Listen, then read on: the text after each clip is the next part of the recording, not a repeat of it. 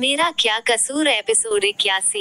रात का समय जब रोहन घर आता है, तभी उसे अपनी मोम लिविंग रूम में बेटी मैगजिनन पढ़ते दिखाई देती हैं, जिन्हें देख रोहन उन्हीं के पास जाकर सामने लगे सोफे पर बैठ जाता है। और रोहन को आया देख परी भी उसके पास ही आकर बैठ जाती है, जिसे अपने पास देख रोहन उसके सर पर प्यार से हाथ फेरने लगता है। तभी रोहन की मोम रोहन को देख बोली, रोहन मैं ये क्या सुन रही हूँ? तुम नेहा के होते हुए भी किसी और लड़कियों के साथ होते हो और तुम अपनी वाइफ पर हाथ कैसे उठा सकते हो? इतना बोल वो रोहन को अपने दोनों हाथ बांध देखने लगती हैं। उद्धरण चिन्ह। और अपनी मोम की बात सुन रोहन नेहा को देखता है, जो अपनी मासूम और भोली सी शकल बनाकर उसे ही देख रही होती है। जिसे ऐसे देख रोहन बोला, मोम ऐसा कुछ भी नहीं है, मैंने नेहा पर हाथ नहीं उठाया है, न ही मैं किसी और लड़की के साथ रह रहा हूँ। उद्धरण चिन्ह। इनफैक्ट जब से मैंने नेहा से शादी की है, मैंने किसी और लड़की के तरफ अपनी नजरें उठाकर भी नहीं देखी है। हाँ, मैं ये बात जरूर मानता हूँ, मैंने गुस्से में आकर कई बार नेहा पर हाथ उठाया है, पर मोम में उसे चिट नहीं कर रहा, क्योंकि जो भी हो अब सच तो यही है, हम दोनों ही हस्बैंड और वाइफ है, तो मैं क्यों इसे चिट करूँगा? इतना बोल वो परी को अपनी गोद में लिए बाहर से जाने लगता है। तो उसे देख उसकी मोम बोली, अगर तुम नेहा को चिट नहीं कर रहे तो तुम क्यों आजकल समय पर घर नहीं आते हो? तुम क्यों नेहा पर ध्यान नहीं देते? बोलो रोहन, ऐसा क्यों? उद्धरण चिन्ह। इस पर रोहन बोला, मोम मुझे अभी ढेर सारे काम ऑफिस में होते हैं, जिस कारण मैं घर लेट आता हूँ, पर इसका मतलब ये नहीं मैं कुछ भी गलत कामों को कर रहा हूँ। इतना बोल वो परी को अपने साथ लिए अपने कमरे में चला जाता है। उद्धरण चिन्ह। उसके जाने के बाद नेहा अपना चेहरा लटका लेती हैं। उसे ऐसे देख रोहन की मोम बोली, मैंने यहाँ रोहन की मोम का अभी कोई भी नाम नहीं सोची, अगर किसी को कोई नाम अच्छा लगे जो इन पर सूट करे तो मुझे बताए, पर नाम ऐसा हो जो मुझे याद रहे। नेहा तुम ऐसे परेशान होना बंद करो। अगर रोहन बोल रहा है, वो ऐसा कुछ नहीं कर रहा है, तो वो सच बोल रहा होगा, क्योंकि मैं अपने बेटे को अच्छे से जानती हूँ। वो कभी भी अपनी मोम से झूठ नहीं बोलता है। अपनी सास की बात सुन नेहा कुछ नहीं बोलती हैं, वो बस अपना सर झुकाए होती है। उसे ऐसे देख रोहन की मोम बोली, नेहा जाओ और देखो रोहन को कुछ चाहिए तो नहीं। उनकी बात सुन नेहा हाँ में अपना सर हिलाए बाहर से अपने रूम में चली जाती हैं। उद्धरण चिन्ह। और जाते हुए नेहा के चेहरे पर जो मायूसी अभी कुछ देर पहले थी, उसकी जगह अब एक मुस्कान होती है, जो रोहन की मोम देख नहीं पाती हैं। रोहन का कमरा परी बेड पर बैठी ड्राइंग कर रही होती हैं, और रोहन चेंजिंग रूम में चेंज करने गया होता है। तभी नेहा भी वहां पर आ जाती है और अंदर आकर वो डोर लॉक कर लेती हैं। फिर परी को देख बोली, परी तुम्हारे डैड कहाँ है? जिसे सुन परी बोली, डैडी चेंज कर रहे हैं। परी की बात सुन नेहा हल्का सा मुस्कुराई और वो भी चेंजिंग रूम में चली जाती हैं। जब नेहा उस रूम में जाती है, तब नेहा के सामने रोहन की खुली गोरी और बेदाग पीठ होती हैं, और रोहन कबर्ड के सामने खड़ा होकर अपने लिए कपड़े देख रहा होता है। ये देख नेहा रोहन के पीछे जाकर उसे पीछे से ही अपने गले लगा लेता है। जब रोहन को अपने सीने में नेहा के हाथ और पीठ पर नेहा का चेहरा फिल होता है, तो वो एक पल के लिए तो हैरान ही हो जाता है, पर वो खुद को नॉर्मल कर नेहा का हाथ अपने सीने से हटा अपना चेहरा नेहा के सामने कर खड़ा हो जाता है। उद्धरण चिन्ह। तभी नेहा उसे देखकर अपनी धीमी मगर रोती हुई आवाज में बोली, रोहन तुम मेरे साथ ऐसा क्यों कर रहे हो? पहले तुमने खुद ही मेरे साथ अपनी मर्जी से शादी की और अब इस तरह मुझे अकेला क्यों छोड़ रहे हो? बोलते हुए वो रोने लगती हैं। उद्धरण चिन्ह। नेहा को अपने सामने ऐसे रोते देख रोहन उसे अपने गले से लगाकर बोला, मुझे माफ कर दो नेहा, मैं कुछ दिनों से जो कुछ भी तुम्हारे साथ बिहेव कर रहा हूँ, उसके लिए तुम मुझे माफ कर दो। बोलते हुए वो उसे कस के अपनी बाहों में भर लेता है, और रोहन की हरकत देख नेहा हल्का सा मुस्कुराई। फिर वो वापस रोते हुए बोली, रोहन क्यों तुम मुझसे इस तरह दूर दूर रहते हो? तुमने मुझसे शादी की है, तो तुम्हारा फर्ज है मेरा ध्यान रखने का और मेरी सभी जरूरतों को पूरा करने का, शायद जिसे तुम भूल रहे हो। तुम क्यों मेरे साथ ऐसा कर रहे हो? बोलते हुए ही नेहा अपनी आंखों में बहुत सारे आंसू ला लेती हैं। उद्धरण चिन्ह। और रोते हुए ही बोली, कल रात भी मैंने तुमसे तुम्हारा प्यार मांगा था रोहन, पर कल रात तुमने मेरे साथ प्यार की जगह बोलते हुए वो रोहन के गले लगकर रोने लगती हैं। उसे ऐसे रोते देख रोहन बोला, मुझे माफ कर दो नेहा, कल ड्रिंक के नशे में मैंने तुम्हारे साथ कुछ ज्यादा ही कर दिया। मुझे माफ कर दो। अब मैं इस बात का पूरा ध्यान रखूंगा ताकि मैं दोबारा तुम्हें किसी भी तरह की चोट ना पहुंचाऊं। बोलते हुए वो भी नेहा को अपनी बाहों में भर कर बोला, मैं जानता हूँ नेहा, मैंने तुम्हारे साथ बहुत बार बहुत कुछ बुरा किया है और तुम हाथ भी उठाया है, पर मेरा यकीन करो, अब मैं बदलने की कोशिश कर रहा हूँ। अब मैं पहले की तरह बिल्कुल भी नहीं रहा। बोलते हुए वो नेहा को खुद से दूर कर उसका चेहरा अपने दोनों हाथों में भर उसके होठों पर अपने होठों को रख उसे किस करने लगता है। दूसरी तरफ रात का डिनर कर सभी अपने कमरे में चले जाते हैं। नियति भी अपने दोनों बच्चों को सुलाकर उन्हें अच्छे से ब्लैंकेट से कवर कर थोड़ी देर बेसे ही उन्हें देखती हैं। और जब वो देखती हैं, उसके दोनों बच्चे अच्छे से सो रहे हैं। ये देख नियति कमरे से निकल बालकनी में जाकर वहां पर लगे झूले पर बैठ जाती हैं और ऊपर आसमान में चमक रहे चांद को देखने लगती हैं।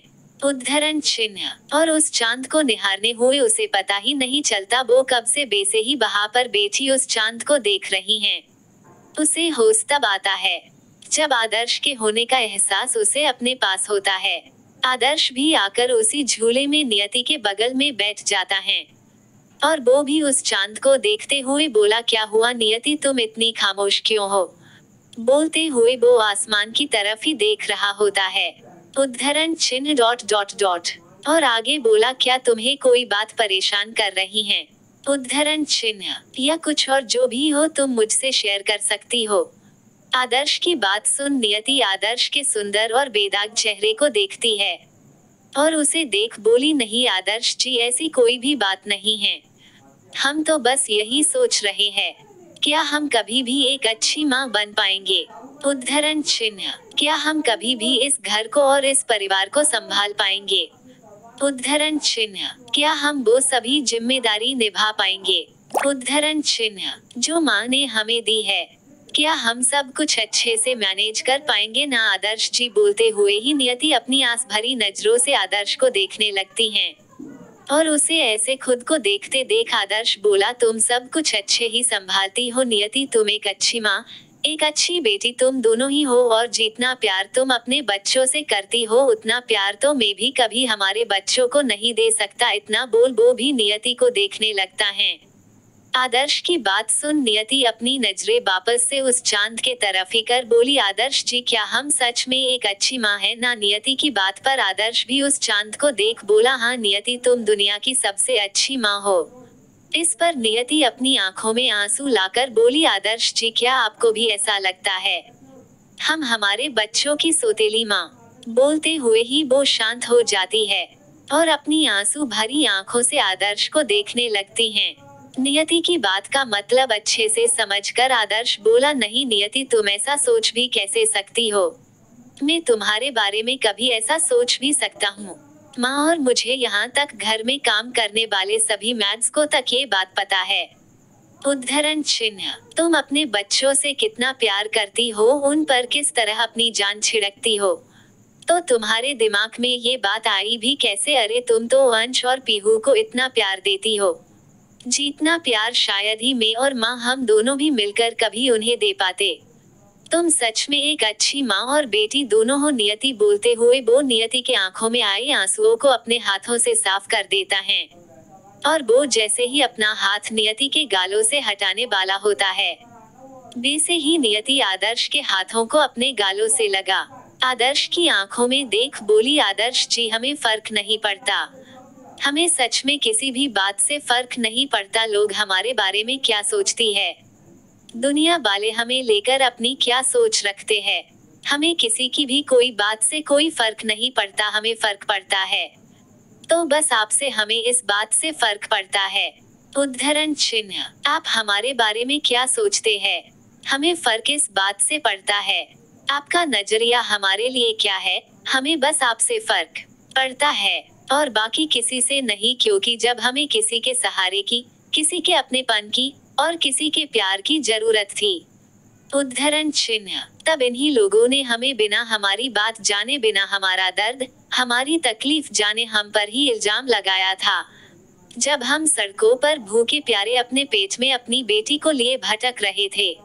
उद्धरण चिन्ह। तब कोई भी हमारी मदद के लिए नहीं आया, ना ही कोई हमें काम पड़ा। यहाँ तक हमारी अपनी माँ, हमारे अपने पिता और भाई, किसी ने भी हमारा दर्द नहीं देखा, ना ही एक बार भी हमें समझने को कोशिश की। और 5 सालों तक हमने ना जाने कितना कुछ सहकर भी परी को बड़ा किया था।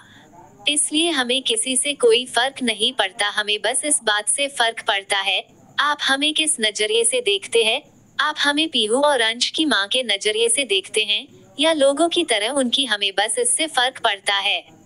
उद्धरण चिन्ह। आदर्श जी, हम और हमारी ये जिंदगी दोनों ही आपकी है, और आप हमारे पति के साथ हमारे बच्चों के पिता भी है, और हम अपनी पूरी जिंदगी आपके और अपने बच्चों के साथ खुशी से बिताना चाहते हैं। उद्धरण चिन्ह। हम अपनी जिंदगी की आखिरी सांस तक बस आपके साथ ही रहना चाहते हैं।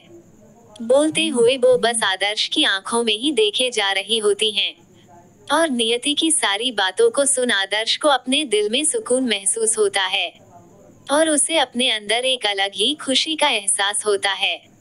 उद्धरण चिन्ह। जिसे फिलकर वो नियति को अपने सीने से लगा लेता है और अपनी रोती हुई आवाज में बोला, मैं भी नियति, में भी अपनी सारी जिंदगी तुम्हारे साथ बिताना चाहता हूँ, मैं भी अपनी आखिरी सांस तक तुम्हारे ही साथ रहना चाहता हूँ, और मेरी नजरों में तुम पीहू और अंश की सगी माँ से भी बढ़कर हो। भले ही तुमने दोनों को जन्म ना दिया हो, पर तुम जन्म देने वाली माँ से भी बढ़कर हो। सिर्फ जन्म देने बस से कोई माँ नहीं बन जाती, माँ तो वो होती हैं जिन्हें अपने बच्चों के होने ना होने से फर्क पड़ता है। माँ तो वो होती हैं जो अपने बच्चों की खुशी में उनके साथ खुश होती हैं, और अपने बच्चों की तकलीफों में उनके साथ खड़ी होती हैं। और तुम सच में एक परफेक्ट माँ हो। नियति बोलते हुए ही वो नियति को कसकर अपनी बाहों में भर लेता है। तभी नियति आदर्श से कुछ बोलती हैं, जिसे सुन आदर्श एकदम खामोश हो जाता है। एपिसोड 82। आदर्श की सारी बातों को सुन नियति आदर्श से अलग हो उसकी आंखों में देखते हुए बोली, और एक अच्छी पत्नी इतना बोल वो शांत भाव से आदर्श को देखने लगती हैं और उसके जवाब का इंतजार करने लगती हैं। वही नियति की बात सुन आदर्श कुछ पल के शांत हो जाता है।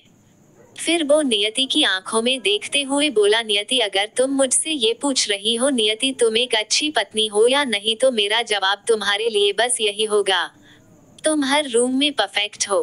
फिर वो एक माँ, बेटी या पत्नी का हो, तुम एक जीवन साथी के रूप में बिल्कुल परफेक्ट हो। तुमने अपने हर एक रिश्ते को अपने पूरे मन और आत्मा से निभाया है। आदर्श की बात बीच में ही काट नियति बोली, पर हम अभी भी आपको एक पति होने का अधिकार नहीं दे पाए हैं आदर्श जी, हम अभी तक आपको वो सुख नहीं दे पाए जिस पर आपका अधिकार है। उद्धरण चिन्ह। और हमें तो ये भी नहीं पता हम कभी भी आपको ये अधिकार दे भी पाएंगे या नहीं, हमें कुछ भी नहीं पता है। इतना बोल वो रो पड़ती है, जिसे ऐसे रोते देख आदर्श को बिल्कुल भी अच्छा नहीं लगता है, और वो वापस से नियति को अपने गले से लगा लेता है और उसे शांत कराते हुए बोला, नहीं नियति नहीं, मुझे तुमसे कुछ भी नहीं चाहिए। मैं तो इसी बात पर खुश हूँ, तुम मेरे साथ मेरे पास हो, मुझे बस यही चाहिए। इसके अलावा मुझे कुछ और नहीं चाहिए। मैं बस तुम्हें खुश देखना चाहता हूँ। मैं जीतना भी चाहूँ, मैं जितनी भी कोशिश कर लूँ, तुम्हारी आंखों में आंसू ना आए, पर फिर भी तुम्हारी आंखों में आंसू आ ही जाते हैं। नियति बोलते हुए वो उसके बालों को सहलाने लगता है। आदर्श की बात सुन नियति बोली, नहीं आदर्श जी नहीं, हम अच्छी पत्नी कैसे हो सकते हैं। हम तो हर पल बस आपको डांट लगाते रहते हैं, आप पर गुस्सा करते हैं, और आपकी गलती ना होते हुए भी सबके सामने आपको ही सुना देते हैं। तो फिर हम कैसे एक अच्छी पत्नी हुए। और फिर आप भी तो एक इंसान है। उद्धरण चिन्ह। आपके अंदर भी कुछ फीलिंग है, आपके भी कुछ अरमान हैं, और आपकी भी कुछ जरूरतें हैं, जिन्हें हम बस अपने खुद के निजी कारण से इग्नोर कर रहे हैं। हम बिल्कुल भी ऐसा नहीं करना चाहते हैं आदर्श जी, पर अभी हमसे नहीं हो पा रहा है, और हमें नहीं पता हम कब आपको आपका हक दे पाएंगे। उसके लिए हमें माफ कर दीजिए आदर्श। नियति अभी बोल ही रही होती हैं। उतने में ही आदर्श नियति के होठों पर एक उंगली रख उसे शांत कराकर बोला, कितना बोलती हो तुम नियति, क्या तुम्हारा मुंह नहीं दुखता कभी जो तुम इतना बोलती हो। बोलते हुए वो नियति के सर पर एक चपेट लगा देता है, उद्धरण चिन्ह, और आगे बोला, मैंने कहा ना तुमसे, मैं तुम्हारा इंतजार करूंगा, उसके लिए कितने ही साल क्यों ना लग जाए, और तब भी तुम मुझे नहीं अपना पाई, तब भी मुझे तुमसे कोई शिकायत नहीं है, पर अब दोबारा फिर से तुम यही सब सोचकर बिल्कुल भी उदास नहीं होना, समझी तुम। इतना बोल वो नियति को खुद से दूर कर बोला, चलो अब सो जाते हैं, उद्धरण चिन्ह। आदर्श की बात सुन नियति अपना मुंह बनाकर बोली, नहीं आदर्श जी, हमें नहीं सुना। अब इतना बोल वो मुस्कुरा देती हैं। जिसे ऐसे मुस्कुराते देख आदर्श बोला, क्या सच में तुम्हें नहीं सुना है? तो नियति भी ना में अपना सर हिला देती हैं। जिसकी ना सुन आदर्श अपने चेहरे पर एक बड़ी सी मुस्कान लिए नियति को एक शरारती अंदाज में देखते हुए बोला, जब तुम्हें नींद नहीं आ रही है, उद्धरण चिन्ह, तो चलो हम कुछ और करते हैं। इतना बोल वो हल्का सा नियति की तरफ झुकता है, और उसकी नजर बस नियति के गुलाबी और सॉफ्ट होठों पर होती है, और वो बस एक डक नियति के होठों को ही देख रहा होता है। आदर्श की बात सुन और उसकी नजरों को समझते हुए नियति का चेहरा शर्म से झुक जाता है, और उसके गाल लाल हो जाते हैं, उद्धरण चिन्ह। जिसे ऐसे देख आदर्श का मन अब सच में करता है वो नियति को किस करे, और यही सोच वो नियति का चेहरा अपने दोनों हाथों में भर लेता है, साथ ही वो नियति की तरफ झुक जाता है। जिसे देख नियति अपनी दोनों आंखों को बंद कर लेती हैं, और अपनी दोनों आंखों को बंद किए ही धीमी आवाज में बोली, आदर्श जी आप हमें किस कर सकते हैं? इतना बोल वो शांत हो जाती हैं, उद्धरण चिन्ह। नियति की बात सुन आदर्श के चेहरे की मुस्कान और ज्यादा बढ़ जाती है, और वो नियति के होठों के बिल्कुल पास जा नियति के सुंदर से चेहरे को देखने लगता है, जिसमें दुनिया जहां की मासूमियत भरी होती है। वही आदर्श के इतने करीब होने से नियति के दिल की धड़कनें बढ़ जाती हैं, और आदर्श की गर्म सांसों को अपने चेहरे पर फिलकर नियति की पूरी बॉडी में एक सिरहन सी पैदा हो जाती है, जिस कारण वो आदर्श की दोनों बाजुओं को कस के पकड़ लेती हैं, और आदर्श बस ध्यान से नियति के चेहरे पर आते जाते भावों को देख रहा होता है, उद्धरण चिन्ह। फिर वो झुककर नियति के दोनों माथे को चूम लेता है, और उससे थोड़ा दूर हो उसे देखने लगता है। जब नियति देखती है आदर्श उससे थोड़ा दूर हो गया है और वो उसे किस नहीं करना चाहता है, ये देख नियति धीरे से अपनी आंखें खोल आदर्श को थोड़े अजीब तरीके से देखने लगती हैं, जैसे बोल रही हो, ये क्या आदर्श जी, आप तो हमें किस करने वाले थे पर आपने किया क्यों नहीं? नियति के मन की बात समझ आदर्श उसे देखकर बोला, चलो नियति अब सो जाओ, कल तुम्हें जल्दी उठना भी तो है ना। आदर्श की बात सुन नियति आदर्श के थोड़े करीब जाकर उसके सीने पर अपना सर रख अपनी आंखें बंद कर लेती हैं, उद्धरण चिन्ह, और बेसे ही बोली, हमें थोड़ी देर ऐसे ही रहने दो ना आदर्श जी। इतना बोल वो अपने दोनों हाथों को फैलाकर उसे कसकर हग कर लेती हैं, और नियति की ऐसी हरकत देख आदर्श बस हैरानी से नियति को ही देखने लगता है, उद्धरण चिन्ह। थोड़ी देर बाद जब आदर्श को नियति के तरफ से कोई भी हलचल महसूस नहीं होती है, और नियति की गर्म सांसें उसे अपने सीने में महसूस होती हैं, तब वो झुककर नियति को देखता है, तो नियति आराम से उसके सीने पर अपना सर रखे सो रही होती हैं। जिसे देख आदर्श मुस्कुरा देता है, उद्धरण चिन्ह। फिर आराम से उसे अपनी गोद में लिए वो रूम में आ जाता है, जहां उसके दोनों बच्चे बेड पर आराम से फैलकर सो रहे होते हैं, जिन्हें एक नजर देख आदर्श आराम से बेड पर झुककर नियति को अंश की साइड लेटा देता है, उद्धरण चिन्ह। और वो जैसे ही नियति को लिटा वो खड़ा होने वाला होता है, वैसे ही वो देखता है नियति का मंगल सूत्र उसकी शर्ट की बटन में फंस गया, जिसे देख वो नियति के ऊपर ही झुककर नियति के सुंदर और प्यारे से चेहरे को देखने लगता है, फिर आराम से उसे निकालने लगता है।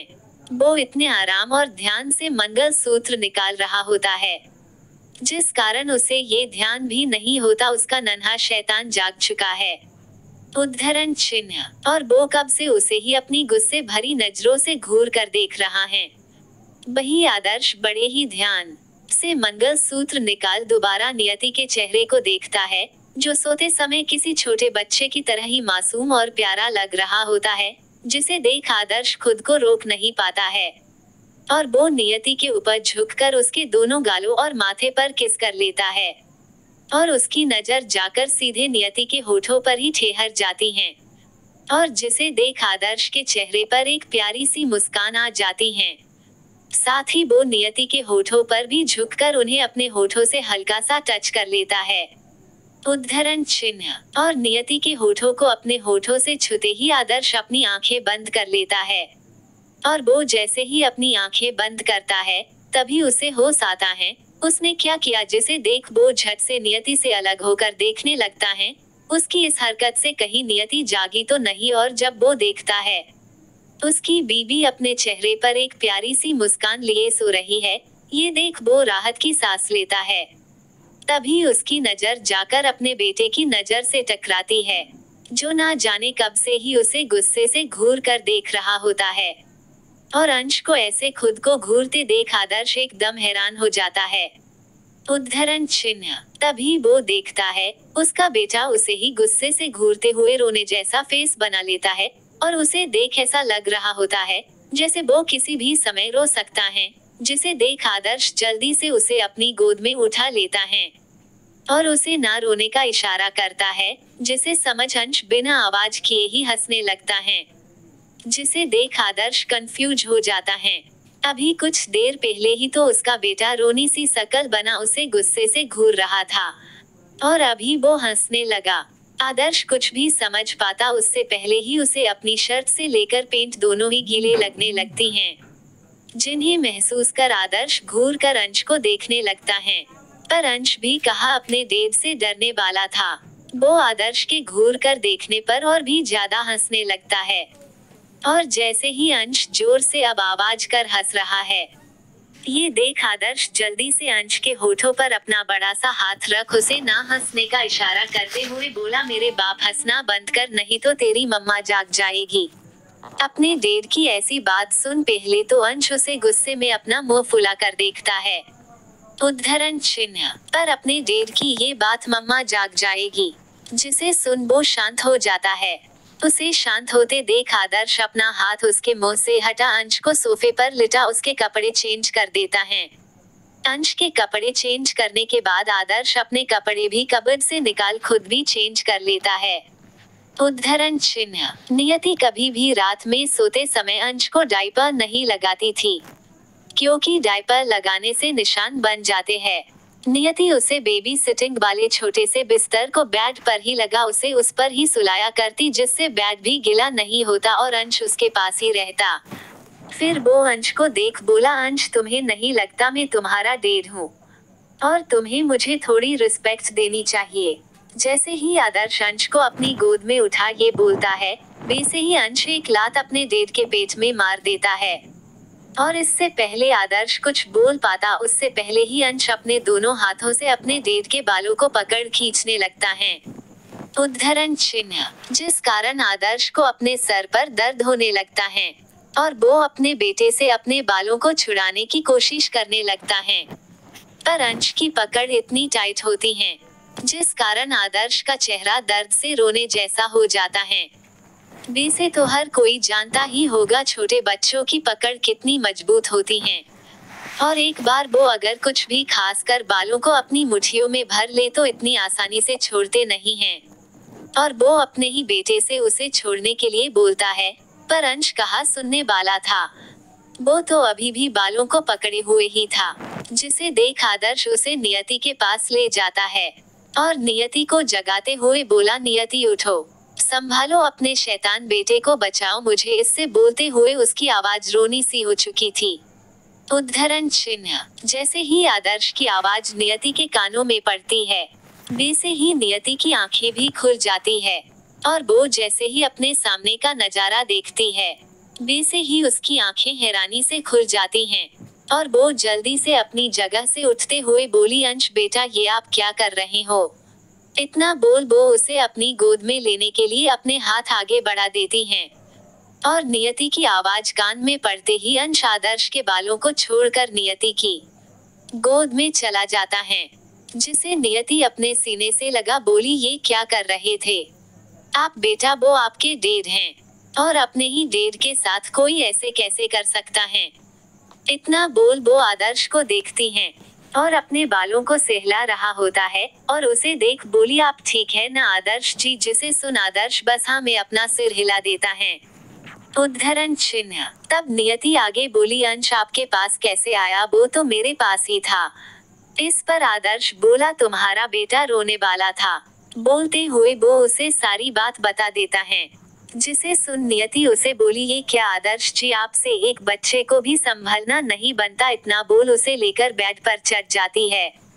उद्धरण चिन्ह। और बेचारा आदर्श बस अपनी रोनी सी शकल लिए उन दोनों माँ बेटे को ही देख रहा होता है। तभी नियति अंश के दोनों गालों पर किसकर बोली, नन्हे शैतान तुम सच में बहुत शरारती होते जा रहे हो। इतना बोल वो उसके दोनों गालों पर किस कर लेती हैं।